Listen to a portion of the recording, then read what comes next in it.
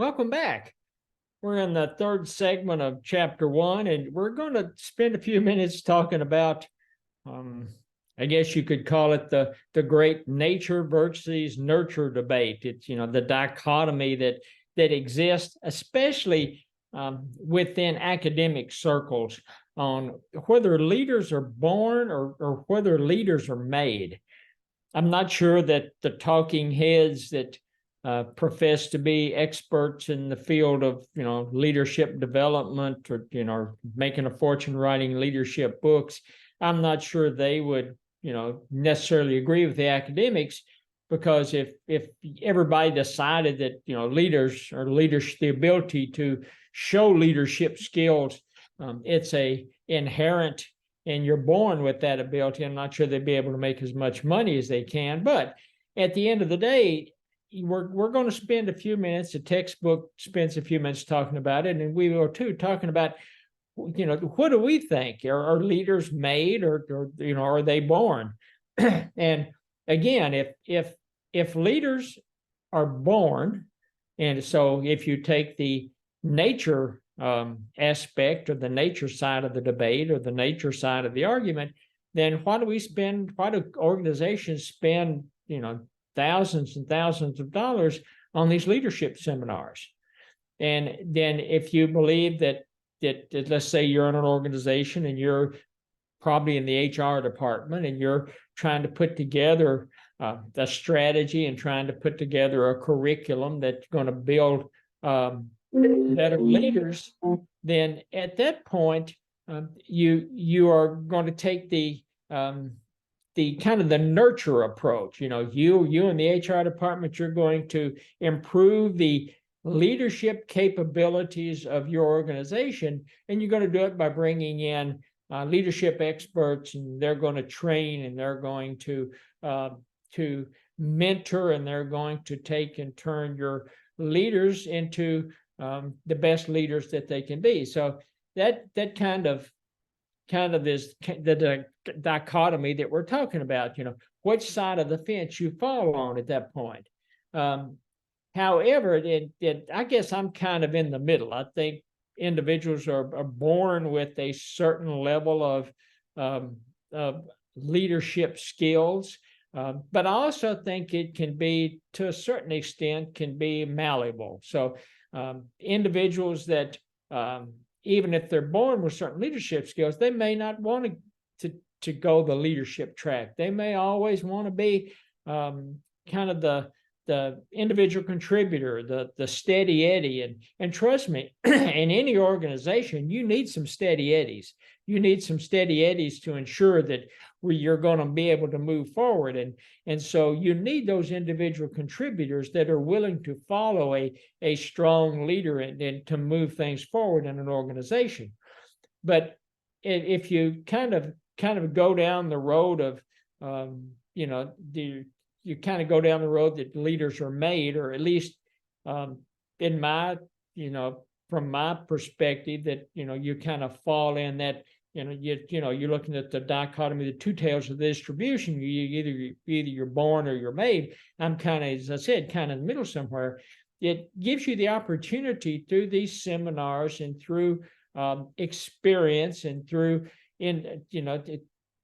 just like this class. This class is hopefully going to give you, as I said in one of the opening segments, going to help you build a toolbox. It's going to help you be a better leader, give you some ideas that might help you be a better leader. It kind of enhances your perspective on things. You've got kind of the ethical moral dilemma, and I've worked for some leaders that you always wonder about, from an ethical moral perspective, if they're making the right decisions, especially if you're working for an organization that's driven by earnings per share, that's driven by profit.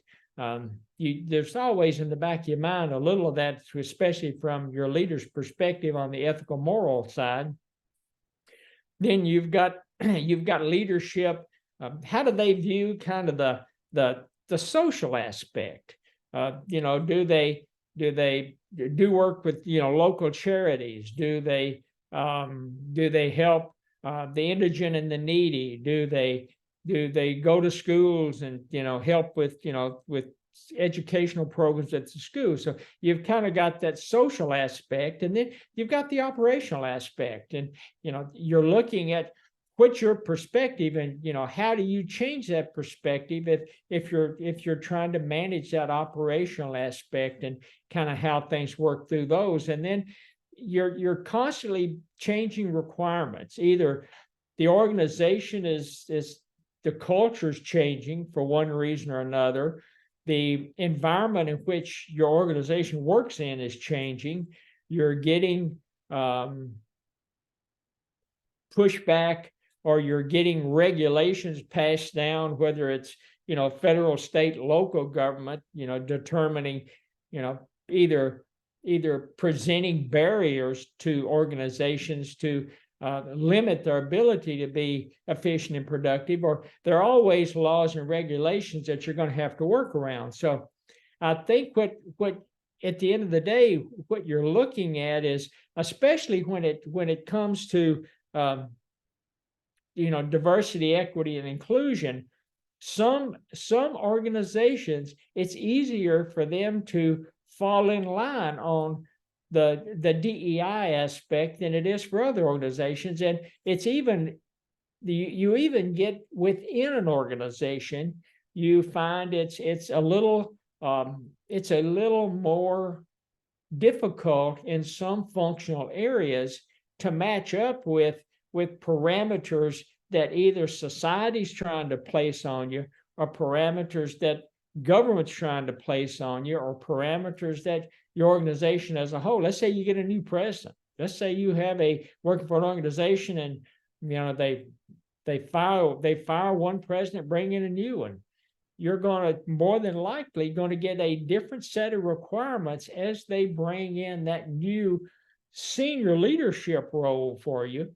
And as they bring in that, senior leadership role, you're going to have to be flexible enough to either meet those changes in requirements, or maybe you need to move on to another organization that better fits your management style.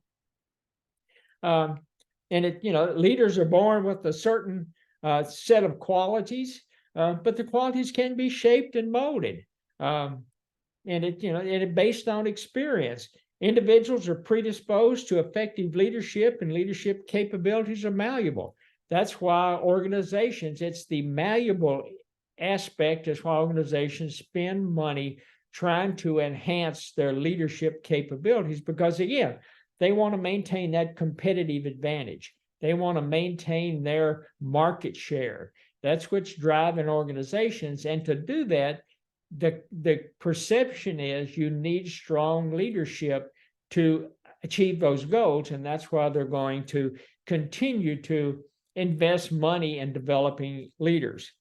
As I said earlier, leadership is changing over the years, because the teams that you're managing are changing over the years. As I said earlier, I started seeing a change like in 2015, 16, 17, where the benefit package that you were offering individuals either right out of college or individuals that were coming in from another company, what those individuals were looking for in a benefit package were starting to change. They weren't as concerned with the 401, especially the younger population of the younger talent pool weren't as concerned with like 401k. They were concerned with salary, and they were concerned with the number of days of vacation they got, and the number of sick days, and what did that look like. They weren't as concerned about the healthcare package. They weren't as concerned about the 401k and all of those benefits. It was more of instant gratification for them. And so not only that's changing, but the location of the teams and the workforce is changing, especially with all of this remote and work from home. It's going to be, it has gotten more difficult to build a cohesive team, because you've got everybody so disjointed and working in different, and in some instances, depending on the company, you could be working in different time zones. So the corporate offices on the East Coast, and you've got regional offices on the West Coast. You're talking about a 3-hour time difference. So it impacts the way you manage your teams going forward. And then lastly, it's that talent pool. What's the talent pool look like? How many of these individuals that you bring in are you going to have to spend an inordinate amount of time training and educating and getting them up to speed? It's one of the things that I've found over the years is individuals, especially coming out of college, they don't understand the economic impact of the decisions that an organization makes. They don't have the micro or macro background that helps them tie that package together. And so you spend an inordinate amount of time trying to train and educate just to get them up to the basics and to get them up to speed. So it's really going to put a strain on as you as a leader going forward. And again, I can't stress enough the aspect of being flexible. Be flexible, try different things, because the environment is definitely changing. Organizations, that talks about why is leadership important. It talks about, attraction or retention of staff. Employees start to identify with the leaders and are committed to firms and committed to entities if they think the leadership is strong. You're talking about performance and innovation, and they go through in the textbook, they talk about, financial, as I mentioned earlier, like socially based, what does the organization do to support the community that they work in? Is it environmentally friendly? That is becoming a more, it is more of a driver, especially with this younger workforce coming out of college. They're looking at things. Are they environmentally friendly? Is it, they're not as concerned with, is it a safe and stable employment as maybe some of the older workforce or some of the more experienced workforce, because what I have found, at least with this younger workforce, is they will change jobs in a heartbeat. Change jobs for like a $5,000 increase in pay, and you go in and you sit down with them, and when you're talking to them and you say, okay, this new opportunity is going to be $5,000 more in gross revenue or gross income, but you spread that over 26 paychecks, and you look at the tax implications, and it's not going to be that much additional disposable income in your pocket. But at the same time, they have trouble again connecting the dots on that.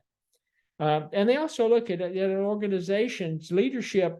Is it philanthropic? Do they support charities? Do they, again, support the local schools and the local communities? And if you're trying to climb that corporate ladder, you have to understand how climbing that corporate ladder is going to impact your professional and personal life. And I said earlier, we'd talk a few minutes about when you're managing a team. And so if you think about the Fair Labor and Standards Act, and you see it in the text of the talking heads, we'll talk about FSLA, you've got an exempt workforce and you've got a non-exempt workforce. A non-exempt workforce, they get overtime and they are subject to minimum wage. An exempt workforce, you don't pay overtime. There is no minimum wage. Everybody, you're salaried.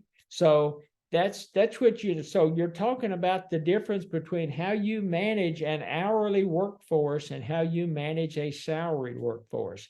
And when you're trying to manage those teams, especially now, especially in the last 4 or 5 years, things have become more and more important in managing those teams. You've got, what happens on the family? What does the family situation look like? Is it both parents in the household trying to work, and do they have childcare issues? So you're trying to work the family situation. You've got new hires versus individuals that have been there for a while. So new hires may take more mentoring, may take more training and education.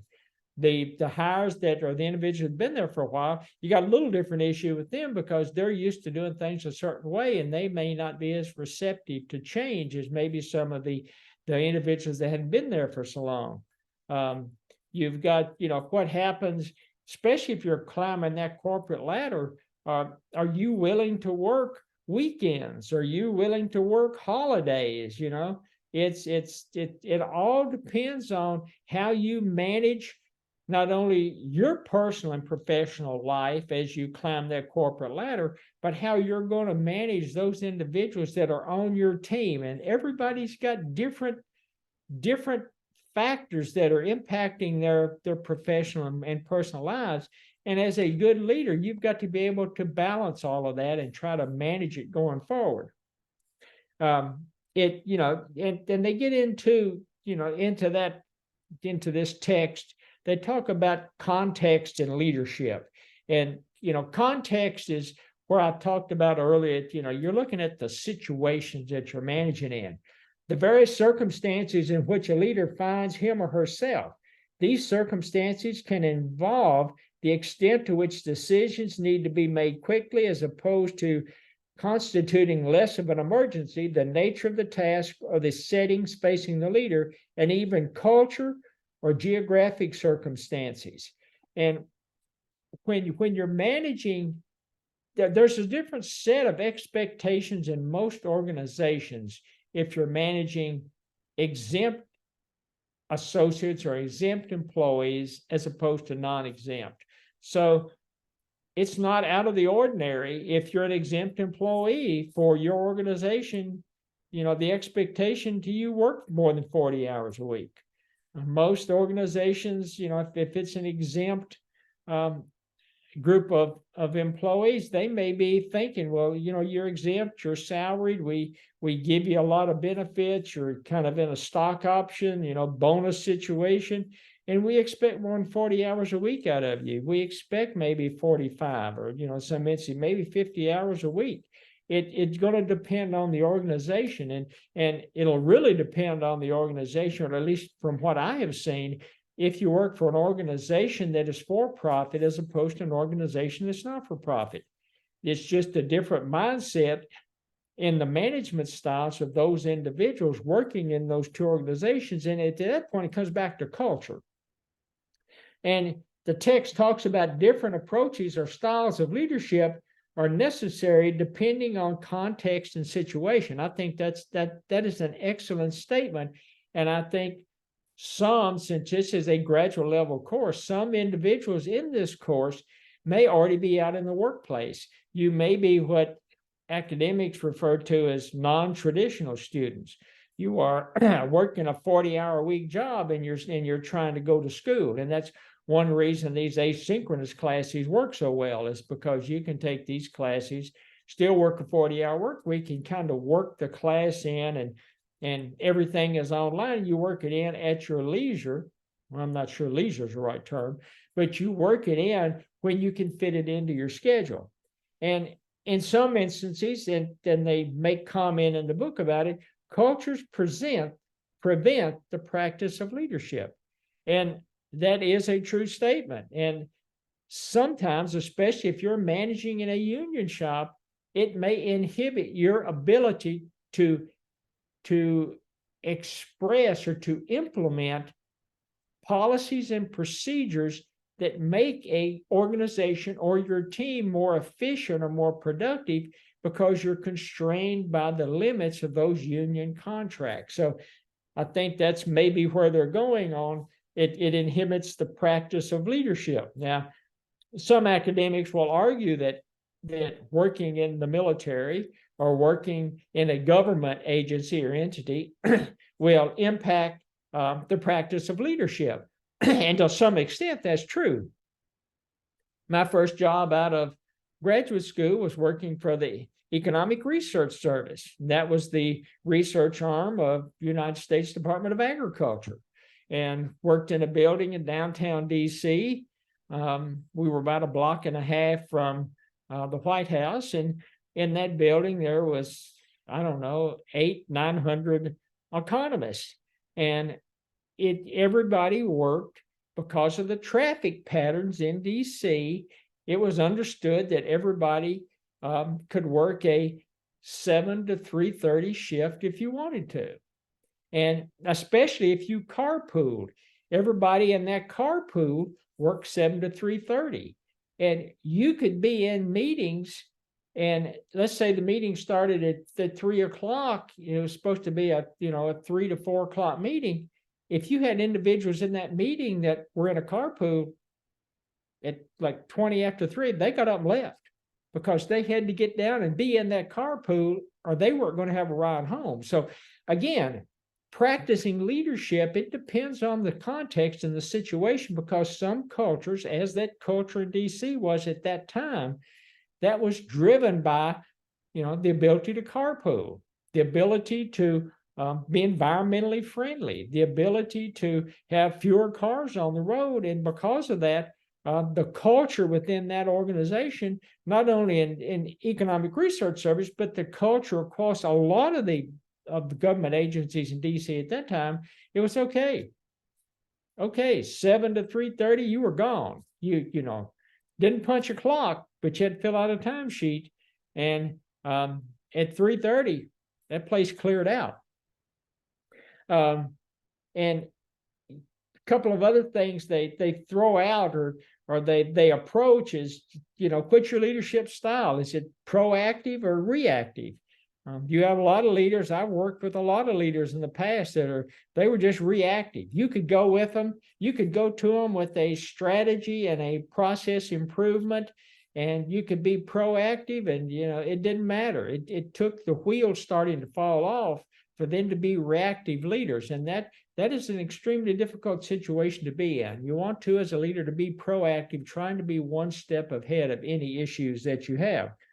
I've already mentioned the for-profit and not-for-profit, and I've already mentioned the government versus civilian. So you as a leader, before you take that job, at least get a feel for what the leadership style or the leadership constraints or the culture is going to be in that new job, because before you jump to that new job, you need to have at least somewhat of an idea of what the expectation is going to be from a leadership perspective.